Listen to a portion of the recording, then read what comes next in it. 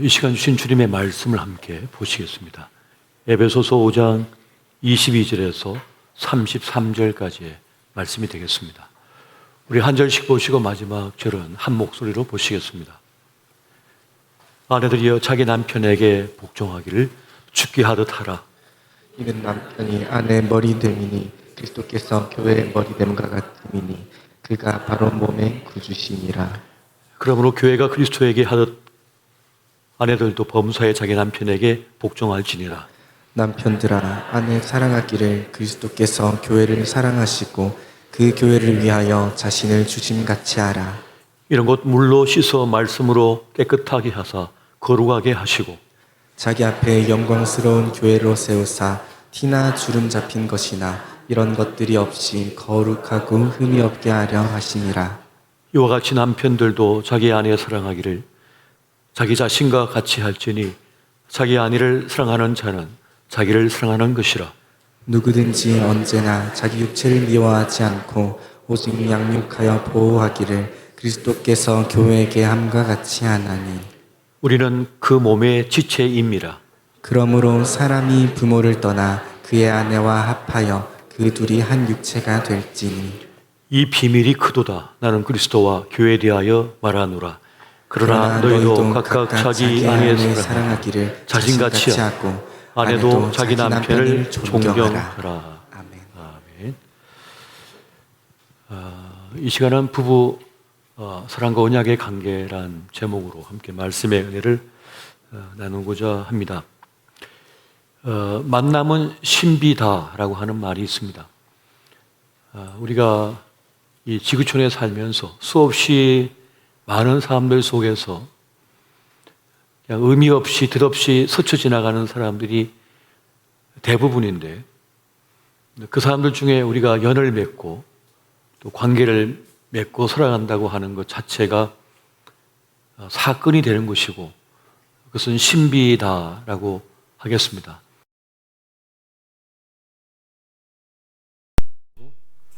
또 부모 자식 간의 만남으로 만나는 것이 아닌가, 또 형제와 형제의 만남이 아닌가 싶습니다. 수많은 우연히 스쳐 지나간 끝에 만난 필연의 관계라고 하는 것입니다. 그래서 칼릴 지브라는 그 예언자라고 하는 책에서 결혼에 대하여 이렇게 말을 합니다. 그대들은 함께 태어났으며 또 영원히 함께 있으리라. 죽음의 흰 날개가 그대들의 생애를 흩어 흐라지게 할 때까지 함께 있으리라. 아, 그대들은 함께 있으리라. 신의 말 없는 기억 속에서까지도. 제가 주례를 설 때 신랑 신부에게 자주 인용하는 말씀이 되는데요. 시인이 결혼에 대하여 깊이 묵상하는 가운데 이 결혼이라고 하는 그것은 결국 함께 다시 태어나는 것이다. 둘이 따로 걷던 걸음을 이제 함께 한 몸이 되어서 걷는 걸음을 걷기 때문에 다시 태어난 것이다 라고 그렇게 표현을 하고 있습니다. 매우 성경적인 그런 시라고도 할 수가 있겠는데요. 새로운 출생을 경험하는 자리, 새로운 출발을 하는 자리가 그 결혼의 자리, 함께함의 자리가 되겠습니다. 우리가 창조 기사를 살펴보아서 아는 것처럼 이래 동안의 창조 속에서 주님께서는 다 좋았더라 라고 말씀하지만 한 가지 좋지 않았던 것이 사람이 홀로 있음, 독처함에 대하여 좋지 않다고 말씀합니다. 또 창세기 2장 18절에 보니까 여호와 하나님이 이르시되 사람이 혼자 사는 것이 좋지 아니하니 내가 그를 위하여 돕는 배필을 지으리라 하시니라 라고 말씀하시고 하와를 만들어서 아담과 함께 있게 했습니다. 그러니까 생명의 본질, 생명의 아름다움, 함께 있음에 있다는 것이죠. 반대로 생각하면 함께 있지 못하고 떨어져 있는 것, 홀로 있는 것이 생의 위기가 된다는 말씀도 되는 것을 우리가 보게 되는 것입니다. 그리고 이 함께함의 즐거움은 누군가의 위에 군림하고 있는 관계가 아니고 수평적인 관계 속에서 함께 서로 채워주고 서로에게 속한 존재로 살아갈 때 행복하다는 겁니다. 자, 그러면 어떻게 사랑해야 할까요? 어떻게 사랑하는 것이 마땅한 것입니까? 오늘 본문의 말씀 보면 아내들에게 또 남편들에게 주는 말씀으로 우리에게 말씀해 주고 있습니다. 어떻게 사랑해야 하는가? 첫 번째, 아내들에게 주는 말씀을 함께 보겠습니다. 자, 에베소서 5장 22절 같이 한번 봅니다. 자, 시작. 아내들이여 자기 남편에게 복종하기를 죽게 하듯 하라. 아멘. 이 말씀에 불만이 있는 분들 손 들어보세요. 이 말씀을 들 때마다 별로 말씀이 다 좋은데 이것만큼은 별로 마음에 안 든다는 분이 있을지도 모르겠습니다. 복종이라고 하는 말이 자꾸 거슬리는 거죠. 이 상하 관계로 규정되는 것처럼 보이기 때문에 그렇습니다. 가부장적인 관계를 말하는 것 같기 때문에 그렇습니다. 동등한 관계인데 주종 관계처럼 느껴지기 때문에 그러한데요. 이게 2000년 전에 기록된 말씀이죠. 이 말씀이요. 그러니까 당시의 사회적 미담과 통념, 그 사회 시대적 배경 문화를 갖고 있는 산물이기 때문에 그러합니다. 실제 요즘 우리 남편들의 서열을 보면 첫 번째가 아니고 저 끝에서 맴돌고 있는 것을 보게 됩니다. 강아지보다도 못하다는 얘기가 있는데 하여튼 실제적 그 서열과는 전혀 다른 말씀을 오늘 주고 있는데요. 그런데 이 말씀을 읽기 전에 우리가 반드시 먼저 읽어야 될 말씀이 있습니다. 그것은 에베소서 5장 21절 말씀이에요. 자, 21절 말씀 같이 한번 볼까요? 시작. 그리스도를 경외함으로 피차 복종하라. 그러니까 이 말씀이 아내들에게만 남편에게 복종하라는 말씀이 아니고 그 앞서 미리 피차 복종하라고 순종하라는 말씀이 주고 있는 겁니다. 그러니까는 성경을 읽을 때 전체를 읽어야지 하나만 읽어서는 안 된다는 말씀이에요. 남편들이 21절은 안 읽고 22절만 가지고 아내들이 남편에게 복종하라고 그랬다고 자꾸 아내에게 말씀을 드림이 있는데 성경을 전체적으로 읽어야 됩니다. 그래서 피차라고 한 말이 뭡니까?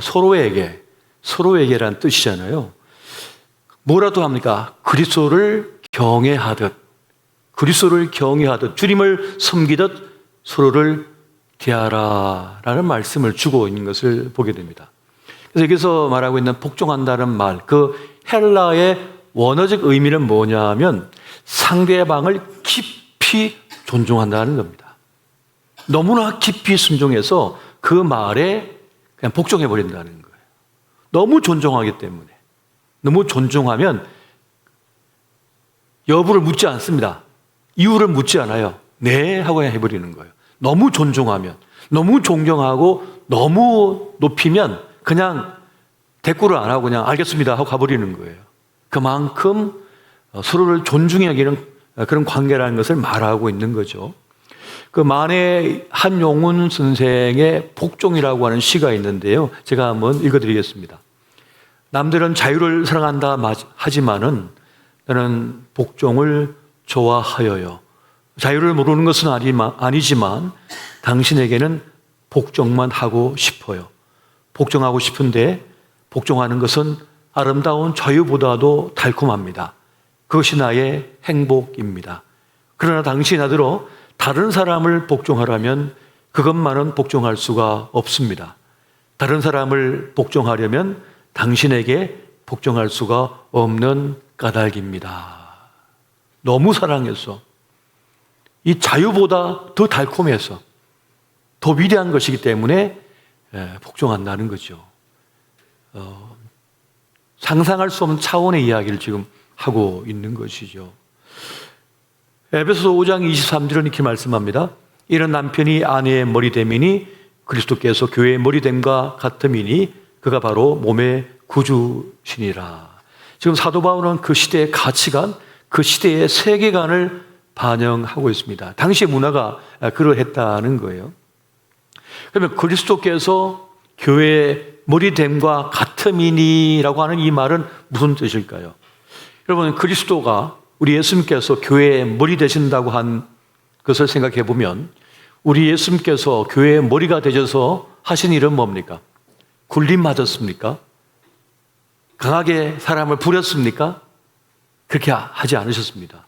우리 예수님은 교회의 머리가 되셔서 구원의 길로 이끌어 주셨고 자신을 십자가에 대신 못 박아 죽으심으로 우리에게 생명을 주셨잖아요. 구원을 주셨잖아요. 그러니까 머리 된다고 하는 의미가 거기에 있는 거예요. 누가 부려먹고 말이죠. 뭐 군대 지간처럼 누구 부려먹고 그렇게 이용해 먹는 게 아니래요. 이게 그런 뜻이 아닙니다. 우리 예수님께서 교회의 머리가 되셨다는 것은 그 교회를 부려먹으려고 하는 게 아니란 말이에요. 그 교회를 살리기 위하여 자신을 제물로 바치셨다는 그런 뜻이에요. 그러니까 이걸 잘못 이해를 하면 안 됩니다. 뭐 어떤 직장의 회사의 사장, 뭐 군대의 뭐 장군, 어떤 권력자가 막 사람 부려먹는 이런 게 아니라는 거죠. 그런 차원으로 생각하시면 안 되는 거예요.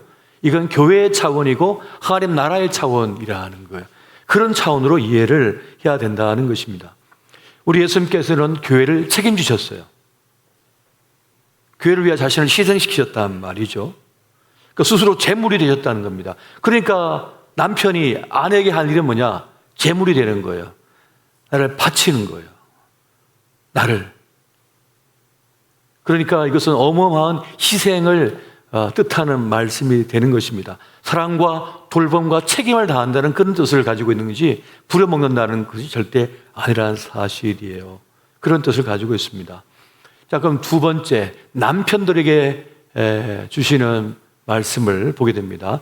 자, 에베소서 5장 25절 말씀을 같이 한번 볼까요? 자, 시작. 남편들아 아내 사랑하기를 그리스도께서 교회를 사랑하시고 그 교회를 위하여 자신을 주심같이 하라. 앞서 하신 말씀대로죠.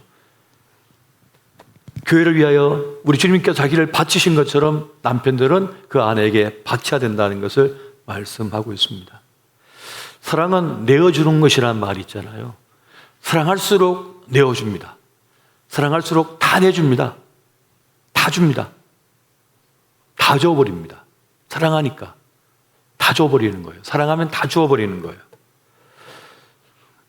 그렇게 사랑하라는 것을 말씀해 주고 있습니다.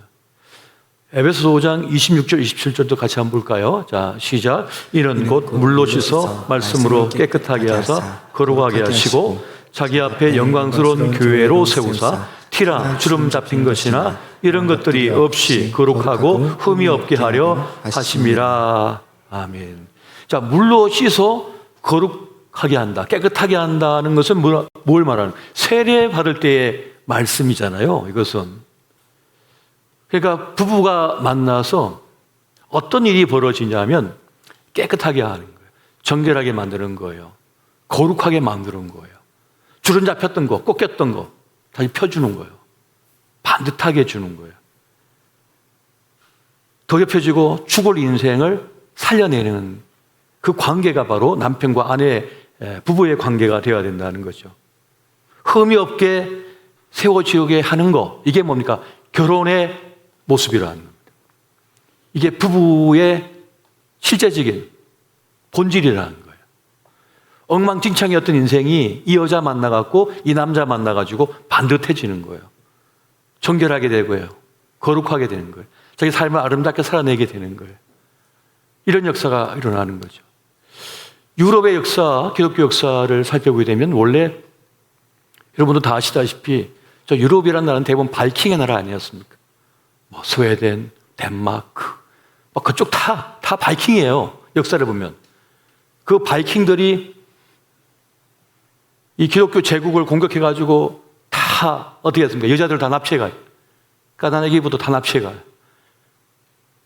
무한 척박한 땅이라 여자들이 다 죽어갔거든요. 그거 다 자기 아내 삼았는데 그 아내들이 이 험악한 남편들을 남자들을 어떻게 합니까? 교육하는 거예요. 바르게 세워내기 시작하는 거예요. 그러면 자기가 가졌던 믿음, 십자가의 믿음을 이 바이킹을 갖다가 바꿔버리는 거예요. 예수 믿는 사람으로. 그런 역사가 일어났어요.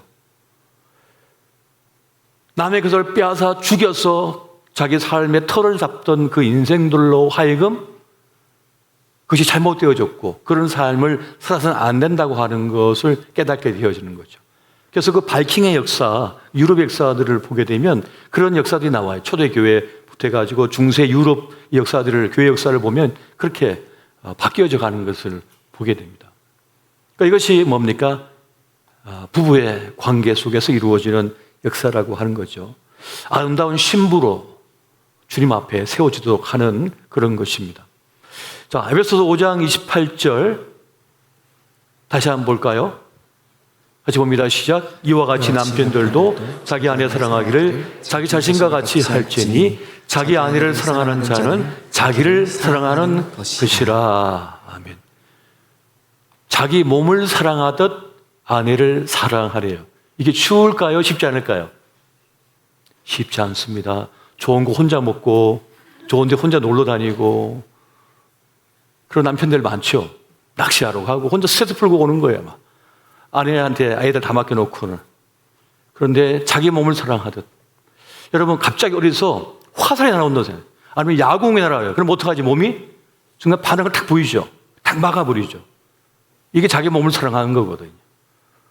자기 몸을 사랑하듯 본능적으로 자기를 아끼듯 아내를 사랑해 주래요. 자기 몸을 대하듯 하라는 겁니다. 여러분 속이 안 좋으면 거북하면 어떡합니까? 거북하니까 당장 약을 먹든지 어떻게 속을 풀려고 하겠죠. 자기 몸을 돌보듯이 그렇게 돌봐야 된다는 겁니다.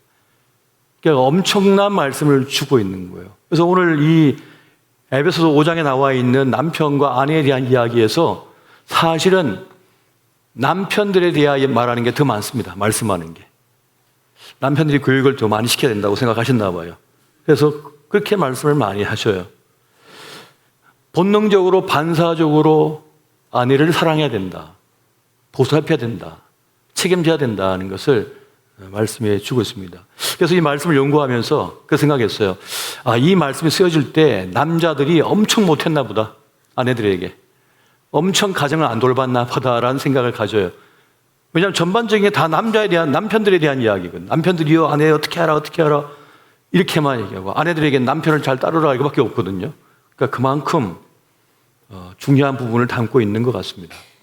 L.A. 프롬이 말하고 있는 사랑의 속성 4가지가 있는데요. 그 4가지가 무엇인가 하면 돌봄과 존중과 책임과 지식이라고 하는 것입니다.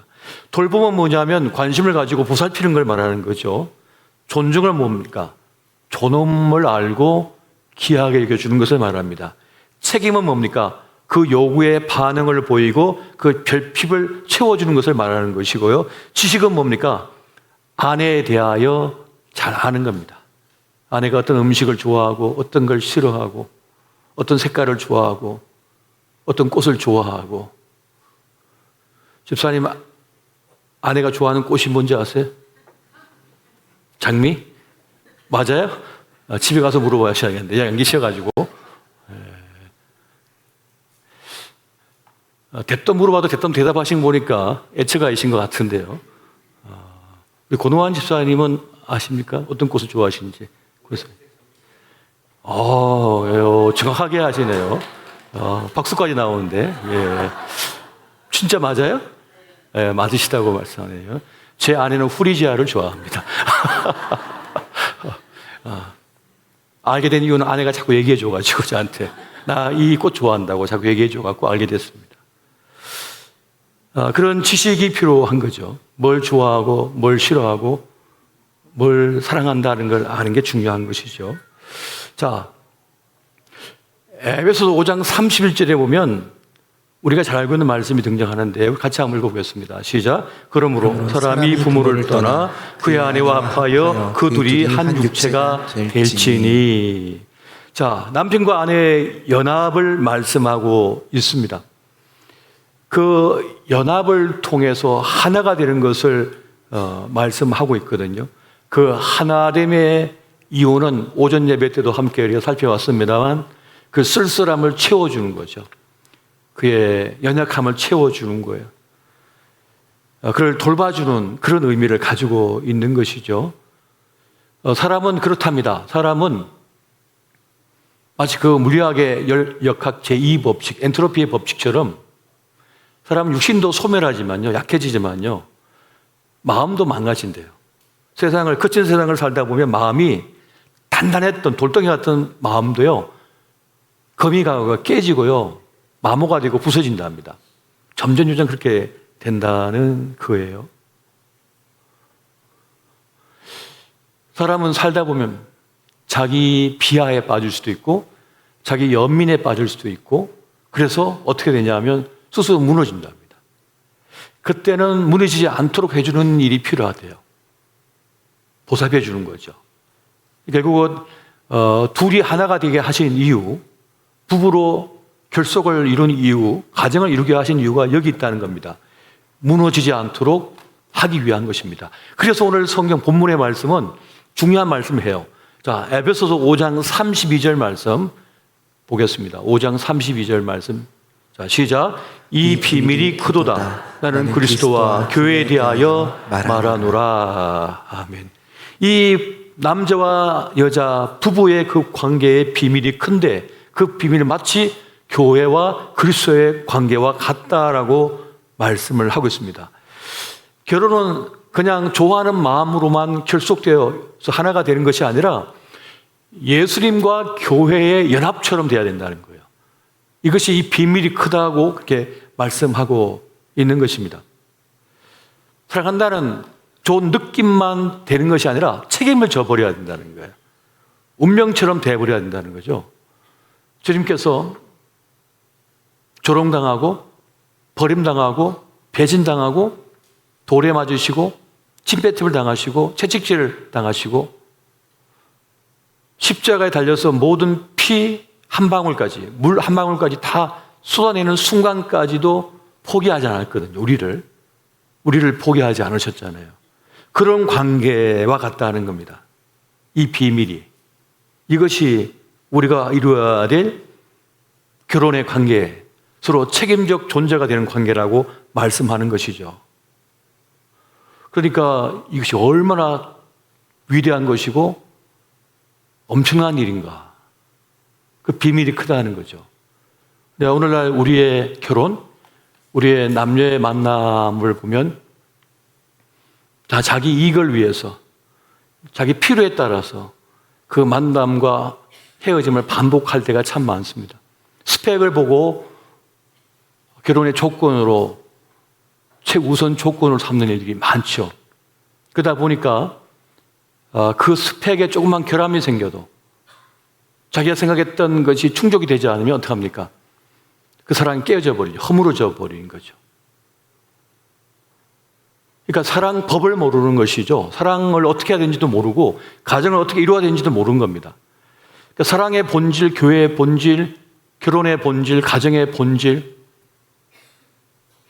그걸 모르는 거예요. 그걸 모른 채 세상에 떠드는 말만 듣고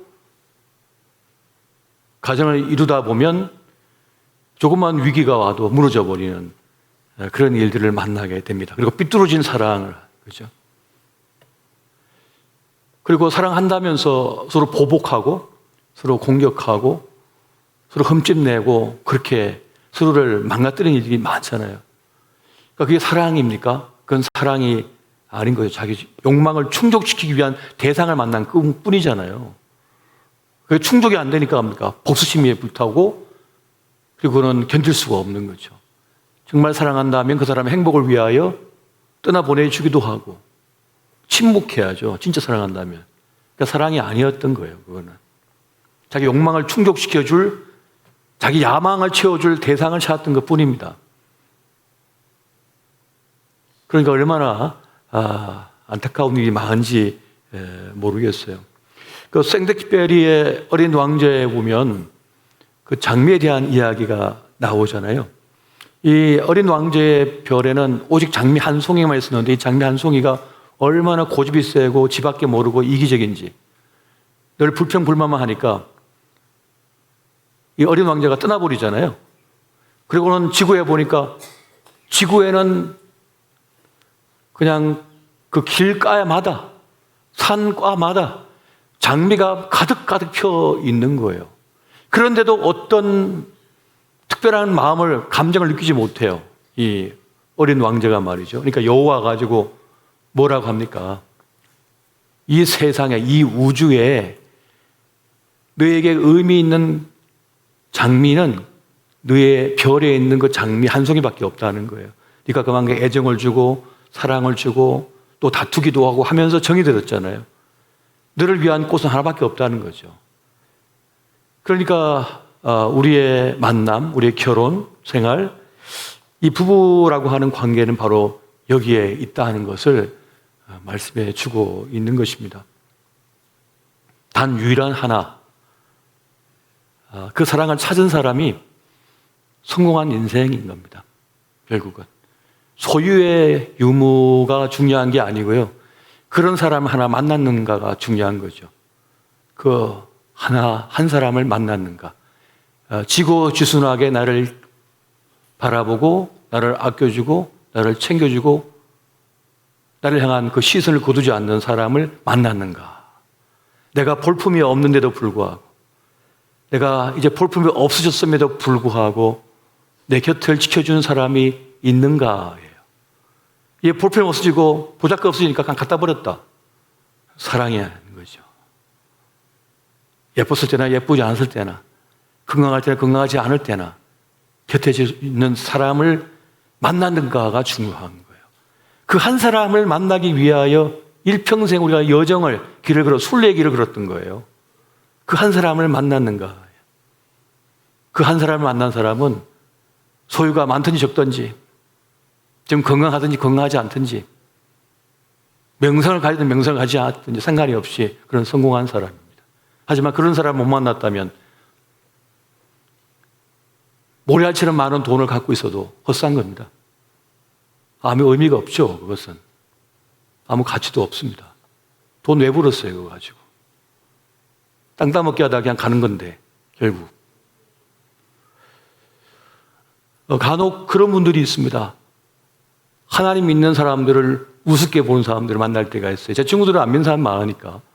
그리고 이해를 못하는 거예요.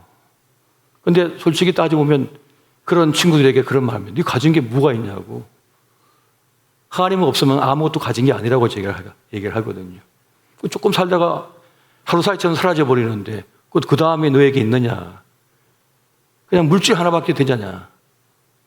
낙엽 하나 떨어져 사라진 건 뭐가 다르냐 네가 라고 얘기하거든요. 하나님이 없으면, 하나님이라고 하는 존재가 없는 인생은 사실 무의미해요. 아무것도 없어요.